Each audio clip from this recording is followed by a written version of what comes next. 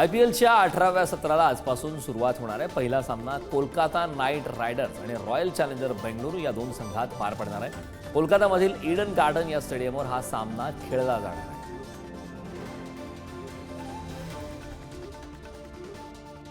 IPL 2025चा हंगाम सुरू व्हायला अवघे काही तास उरलेत. क्रिकेट विश्वातले सगळे प्रमुख खेळाडू या बहुचर्चित स्पर्धेसाठी भारतात पोहोचलेत.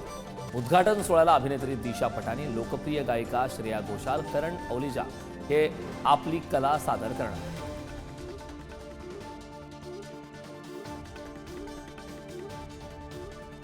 लिलावात न विकलेला मुंबईचा अष्टपैलू खेळाडू शार्दुल ठाकूर लखनौ सुपर जायंट्समध्ये सामील होणार आहे.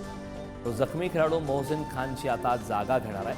मात्र LSG कडून याबाबतची अधिकृत घोषणा करण्यात आलेली नाही.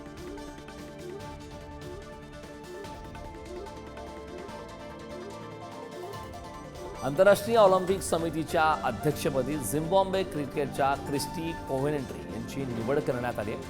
IOCच्या इतिहासात त्या पहिल्याच महिला अध्यक्ष ठरल्या. तर कोव्हेंट्री या IOCचे अध्यक्ष थॉमस बाक यांची आता जागा घेणार आहे.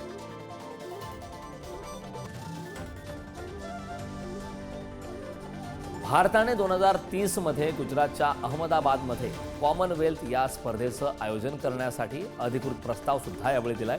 तर कॉमनवेल्थ गेम्स फेडरेशनने अध्यक्ष क्रिस जेनकिन्स हे जानेवारीत गुजरात दौऱ्यावर आल्याने आता पुन्हा एकदा या चर्चेला वेग आला. तसेच या स्पर्धेच्या यजमानपदासाठी अहमदाबाद हा प्रबळ दावेदार सुद्धा आहे.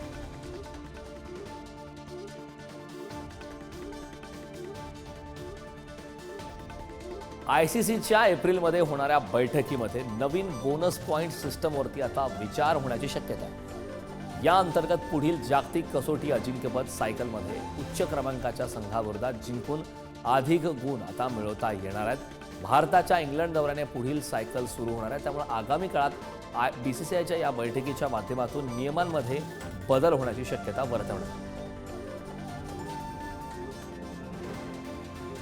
सौदी अरेबिया आता क्रिकेटकडे वळल्याचं पाहायला मिळत आहे. सौदी अरेबिया T20 लीग सुरू करण्याच्या तयारीत आहे. त्यासाठी 4,300 कोटीची गुंतवणूक करण्यात येणार आहे. तर वर्षभरात 4 वेगवेगळ्या देशांमध्ये या स्पर्धेचं आयोजन करण्यात येणार आहे. त्यामुळे पुन्हा एकदा आता सौदी अरेबिया सुद्धा क्रिकेटकडे वळल्याचं पाहायला मिळतं.